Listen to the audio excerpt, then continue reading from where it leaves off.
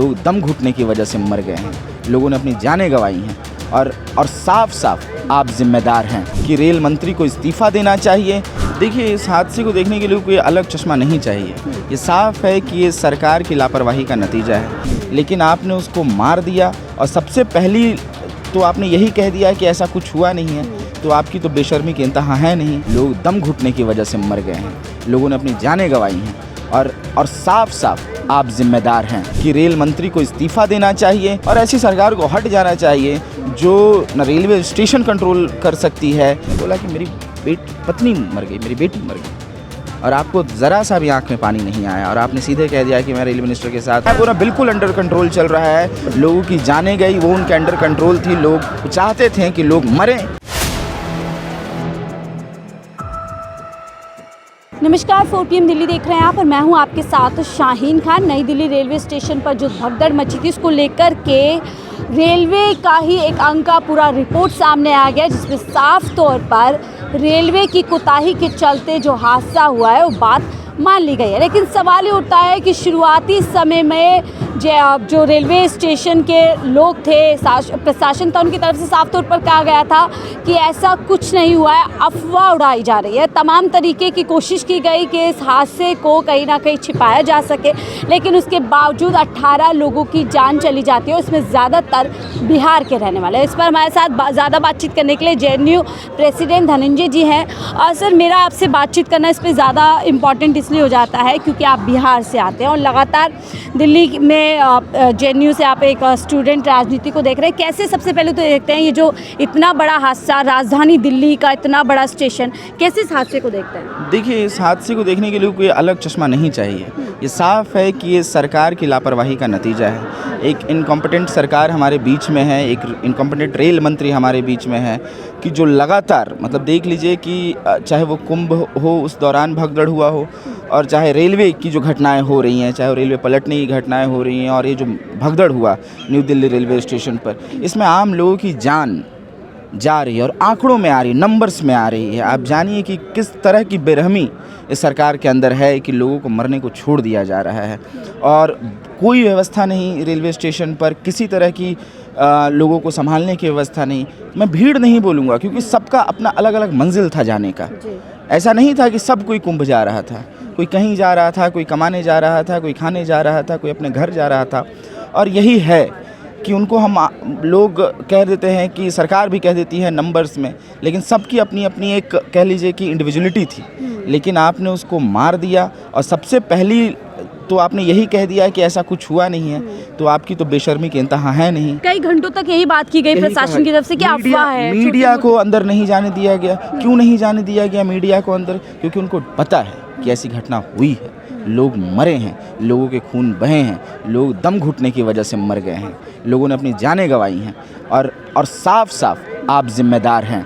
तो हमारी तो मांग बहुत साफ है कि रेल मंत्री को इस्तीफ़ा देना चाहिए और ऐसी सरकार को हट जाना चाहिए जो न रेलवे स्टेशन कंट्रोल कर सकती है, ना जो जिस चीज़ का वायदा करती है कि हमने कुंभ में इतना बड़ा ये कर दिया, वो कर दिया, और वैसी कोई व्यवस्था नहीं करती है वो, और लोगों को मरने पर, लोगों को मरने का मार देती है ये। तो ऐसी सरकार हमें चाहिए नहीं, ऐसा रेल मंत्री हमें चाहिए नहीं। बिल्कुल, लेकिन रेल मंत्री की तरफ से बयान आ जाता है, साफ तौर पर कह रहे हैं कि रेलवे जो जितने भी कर्मचारी है बहुत दिन रात मेहनत करें और हमने बहुत अच्छे से जो है क्राउड मैनेज किया है। ये लोगों की गलती कह लीजिए या बहुत सारी क्राउड एक साथ आ गई। ये लोगों की मौत जो हुई है, जो हत्या की गई है रेलवे मिनिस्टर के द्वारा, आप कह लीजिए कि अपनी गलतियों को ढकने के लिए, छुपाने के लिए, और कई तरह के बहाने बेशर्मी के साथ दे सकते हैं। और मैं यही कह रहा हूँ कि सरकार की बेशर्मी की कोई इंतहा नहीं है। और इसके साथ आप देख लीजिए कि एक मिनिस्टर हैं जीतन राम मांझी, बिहार से आते हैं, वो कहते हैं कि मैं रेल मिनिस्टर के साथ हूँ। आपके यहाँ के लोग, आपके वो गरीब लोग, एक मैं इंटरव्यू देख रहा था एक व्यक्ति का, वो भी मांझी समाज से आता था, उसने बोला कि मेरी पत्नी मर गई, मेरी बेटी मर गई, और आपको ज़रा सा भी आंख में पानी नहीं आया और आपने सीधे कह दिया कि मैं रेलवे मिनिस्टर के साथ हूँ। और मान ली उन्होंने कह दिया अगर साथ हैं कि लोगों की गलतियाँ हैं, जो सरकार लोगों की गलतियाँ बता रही हैं जबकि जिम्मेदारी उसकी थी, तो ऐसी सरकार से हम क्या उम्मीद कर सकते हैं? तो धनंजय जी, क्या ये न्यू नॉर्मल हो गया है? अब लगातार हादसे हो जाते हैं, अकाउंटेबिलिटी सेट नहीं हो पाती है, ट्वीट कर दिए जाते हैं और लगातार दूसरों पे ही जो इस तरीके का जो कह सकते हैं कि मंड देखिए, दिया इस जाता है। लोकतंत्र में, इस डेमोक्रेसी में अकाउंटेबिलिटी सेट है कि जिसकी मंत्रालय है, जिसकी सरकार है, उसको अकाउंटेबिलिटी लेना पड़ेगा इन सारी चीज़ों का, ठीक है ना?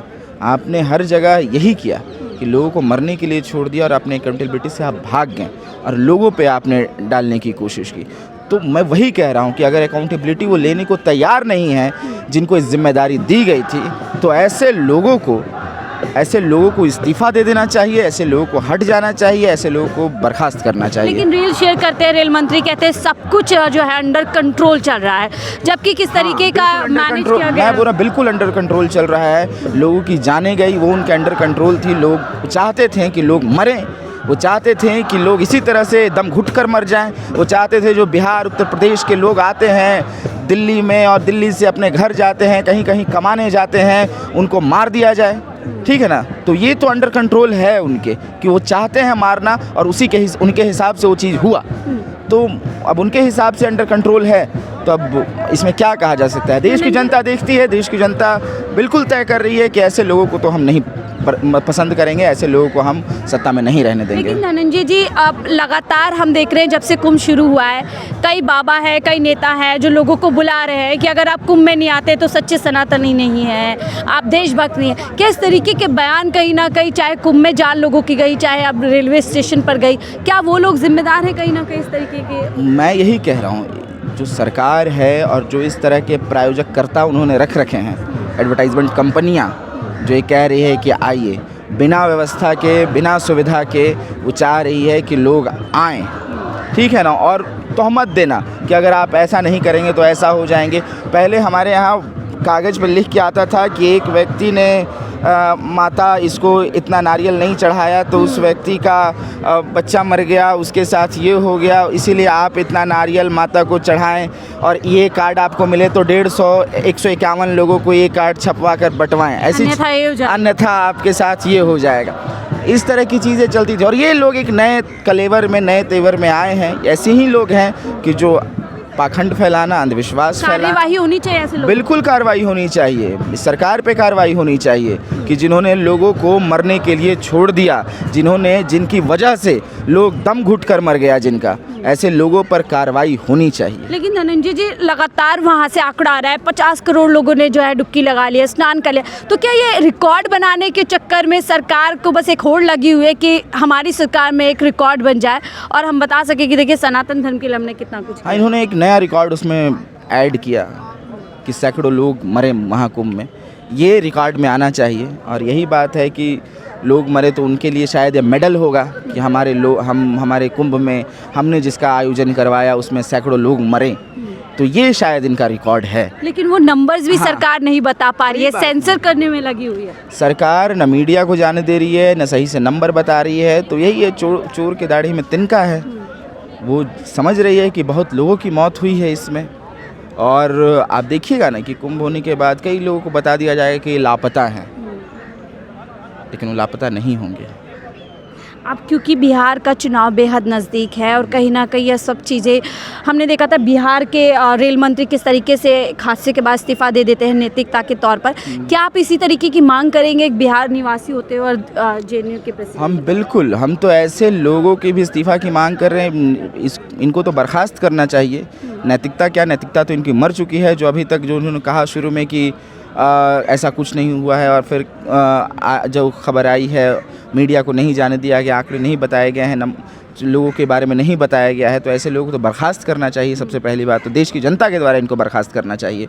और उसके साथ जो इनका समर्थन कर रहे हैं, जीतन राम मांझी जैसे लोग, जिनके समाज के लोग वहाँ पे मरे हैं और उसके बावजूद ऐसी बदतमीज़ बयान दे रहे हैं, तो ऐसे लोगों को इस्तीफ़ा देना चाहिए। बिहार की जनता ऐसे लोगों को बताएगी कि जो जनता के साथ नहीं है वो जनता का नहीं है।